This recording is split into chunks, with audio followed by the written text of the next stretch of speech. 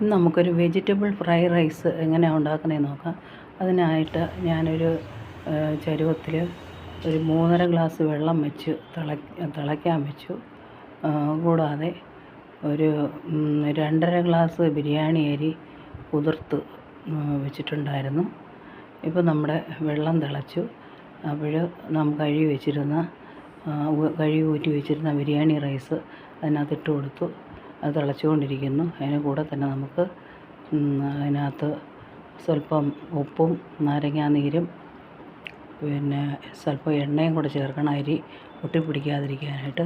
ഞാനിത് ഊറ്റുന്നതല്ല, ഇത് പറ്റിച്ചെടുക്കുകയാണ് ചോറ്. അതുകൊണ്ട് ആവശ്യത്തിനുള്ള വെള്ളം മാത്രമേ വെച്ചിട്ടുള്ളൂ. ഇത് ബിരിയാണി റൈസായിട്ട് ഒരു 8-10 മിനിറ്റിനകം വെന്ത് വരും. തിളച്ച വെള്ളത്തിലാണ് നമ്മൾ ഇട്ടത്. അതുകൊണ്ട് സ്വല്പം നാരങ്ങ നീരും കൂടെ ചേർക്കുമ്പോൾ നല്ല ടേസ്റ്റായിരിക്കും. അപ്പോഴത് ഇളക്കി ഒന്ന് നല്ലതായിട്ട് തിളച്ചതിന് ശേഷം ഒന്ന് അടച്ചു വെക്കാം. അടച്ചു വെച്ചിട്ട് ഞാനിത് സിമ്മുള്ള അടുപ്പിലോട്ടൊന്ന് മാറ്റി വെക്കുകയാണ്. സിമ്മിനകത്തിരുന്ന് പെയ്യെ തീ കൊണ്ട് അത് 10 മിനിറ്റ് കൊണ്ട് വെന്തോളും. വെള്ളമൊക്കെ പറ്റി കഴിയുമ്പോൾ നമുക്ക് തീ ഓഫാക്കാം. അപ്പോൾ ഞാനിത് വേറെ അടുപ്പിലോട്ട് വെച്ചിട്ട് വെജിറ്റബിൾസ് ഫ്രൈഡ് റൈസ് ഉണ്ടാക്കാനുള്ള പാത്രമാണ് വെച്ചത്.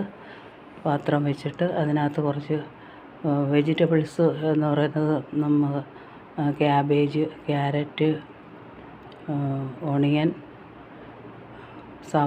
സവാള, ഇഞ്ചി, പച്ചമുളക്, വെളുത്തുള്ളി, ഈ സാധനങ്ങളൊക്കെ നമുക്ക് അരിഞ്ഞു വെച്ചിട്ടുണ്ടായിരുന്നു.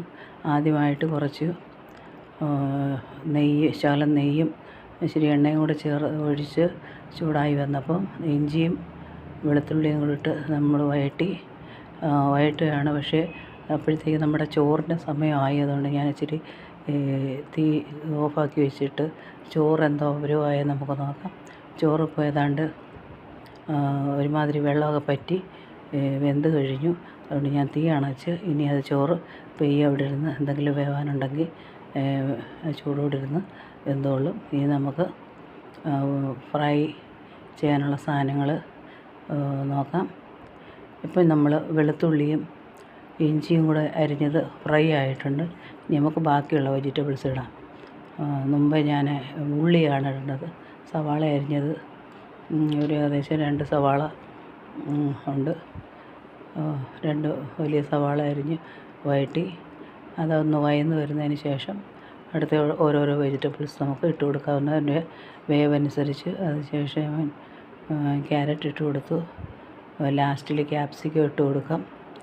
അപ്പോൾ ഇതൊന്ന് വഴറ്റിയത് അതിൻ്റെ പച്ച ചവയൊക്കെ മാറുന്ന വരെ ഒന്ന് വഴറ്റിയാൽ മതി. അതിനുശേഷം നമ്മൾ അതിനകത്ത് കുറച്ച് ഉപ്പ് ചേർക്കണം. സ്വല്പം നാരങ്ങാ നീരും ചേർത്ത് ഇളക്കുക. കൂടാതെ അതിൻ്റെ മസാലയായിട്ട് ഞാൻ ഫ്രൈഡ് റൈസിന് സാധാരണ ചൈനീസ് ഫ്രൈഡ് റൈസിന് ചേർക്കുന്ന സോയ സോസൊന്നും ഞാനിത് ചേർക്കുന്നില്ല. നമുക്ക് സിമ്പിളായിട്ട് വീട്ടിലുള്ള ഗരം മസാല ഉപയോഗിച്ചാണ് ഞാനിത് ഉണ്ടാക്കുന്നത്. അപ്പോഴാണ് വെന്ത് കഴിഞ്ഞു. ഉള്ളി വെന്ത് കഴിഞ്ഞപ്പം ക്യാരറ്റും മറ്റുള്ള ഓരോന്നോരോന്നിട്ട് വഴറ്റുകയാണ്. ഇത് നമുക്ക് പെട്ടെന്ന് ഉണ്ടാക്കാൻ പറ്റുന്ന ഒരു ഫുഡ് ഐറ്റമാണ്. നമുക്ക് സമയമില്ലെങ്കിൽ ഒരു അരമണിക്കൂർ കൊണ്ട് 1 മണിക്കൂറിന് കൊണ്ട് നമുക്ക് ലഞ്ചിനോ ഡിന്നറിനോ ഒക്കെ നമുക്ക് പെട്ടെന്ന് ഉണ്ടാക്കിയെടുക്കാൻ പറ്റുന്ന ഒരു ആഹാരമാണ്. പച്ചക്കറികൾ അരിയണമെന്നുള്ള പാട് മാത്രമേ ഉള്ളൂ. അപ്പോൾ നമുക്ക് ഇതിനകത്തും നമുക്ക് കുറച്ച് ഉപ്പും പിന്നെ സ്വല്പം കുരുമുളക് പൊടിയും പിന്നെ ഗരം മസാലയാണ് ഞാൻ ചേർക്കുന്നത്. സോയാ സോസൊക്കെ ഒഴിക്കേണ്ടവർക്ക് അത് ചേർത്തും ഇളക്കാവുന്നതാണ്. ഇപ്പോൾ ഇതെല്ലാം ഗരം മസാലയാണ് ഇടുന്നത്. 1 സ്പൂൺ ഗരം മസാല ഇട്ട് നല്ലതായിട്ടൊന്ന് വഴന്ന് വരുമ്പോൾ നമുക്ക് വേവിച്ച് വെച്ചിരിക്കുന്ന ചോറ്, ബിരിയാണി റൈസ് ആയതുകൊണ്ട് ഒട്ടിപ്പിടിച്ചിട്ടൊന്നുമില്ല, നല്ലതായിട്ട് നമുക്ക് ഓരോ അരിമണിയായിട്ട് പറക്കിയെടുക്കാൻ പറ്റും. അതേ രീതിയിലാണ് വെന്ത് വന്നിരിക്കുന്നത്. കൊണ്ട് നമുക്ക് ഇതൊന്ന് വെന്തതിന് ശേഷം നമുക്ക് ചോറിട്ട് വേവിക്കാം. ചോറിട്ട് പൊടിഞ്ഞു പോകാതെ സൈഡിൽ കൂടെ ഇളക്കണം. ഉപ്പൊക്കെ ഉണ്ടോ എന്ന് നോക്കണം. ഉപ്പില്ലെങ്കിൽ നമുക്ക് ഉപ്പ് ആവശ്യത്തിനുണ്ടോ നോക്കി ഇടണം. പിന്നെ ചോറിൻ്റെ ഉപ്പ് നമുക്ക് നോക്കേണ്ടിയിരിക്കുന്നു. ചോറിന് ഉപ്പ് കുറവാണെന്നുണ്ടെങ്കിൽ പച്ചക്കറിക്ക് ശകലം ഉപ്പും കൂടെ നമുക്ക് ചേർക്കാവുന്നതാണ്. ഇതൊരുമാതിരി വെന്ത് കഴിയുമ്പോൾ നമുക്ക് ഇനി ചോറ് വേവിച്ചോട് ഇട്ട് കൊടുക്കാം.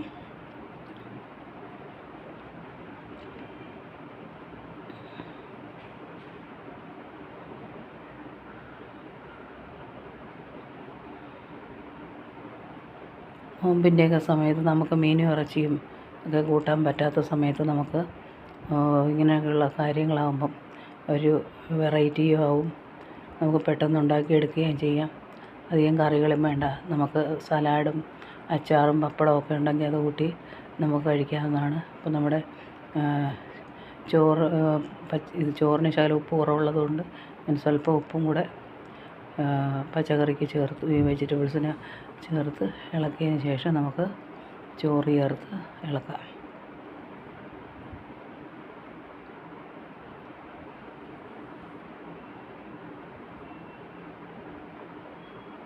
ചോറ് നമുക്ക് കുറേശ്ശെ ഇട്ട് കൊടുക്കാം.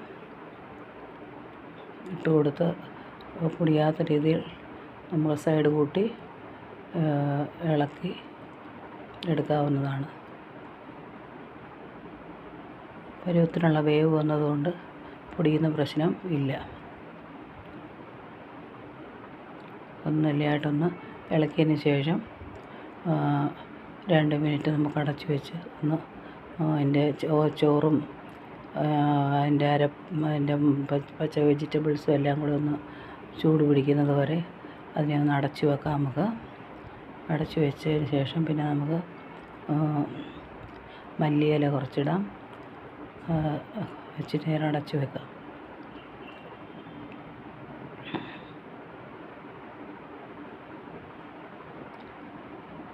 ഏകദേശം 1 മണിക്കൂർ കൊണ്ട് തന്നെ നമുക്ക് ഉച്ചയ്ക്കുള്ള ലഞ്ചിൻ്റെ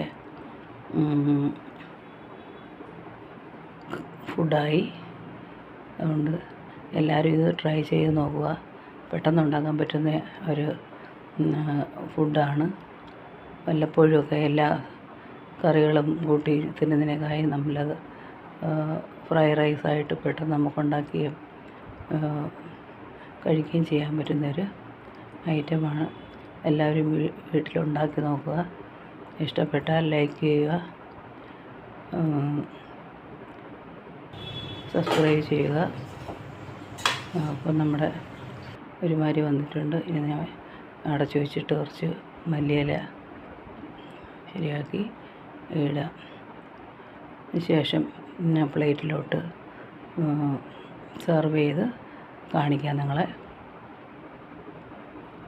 ഞാനതിൻ്റെ കൂടെ തൈരിനകത്ത് സവാളയും ടൊമാറ്റോയും മാത്രമായിട്ടുള്ളൊരു സലാഡാണ് ഉണ്ടാക്കിയിരിക്കുന്നത്. പിന്നെ നാരങ്ങ അച്ചാറുണ്ടായിരുന്നു. അതും കൂടെ കൂട്ടി എല്ലാവരും സന്തോഷമായിട്ട് കഴിച്ചു.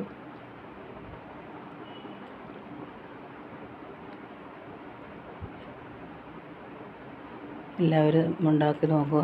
ഇഷ്ടപ്പെടുകയാണെങ്കിൽ ലൈക്ക് ചെയ്യുക.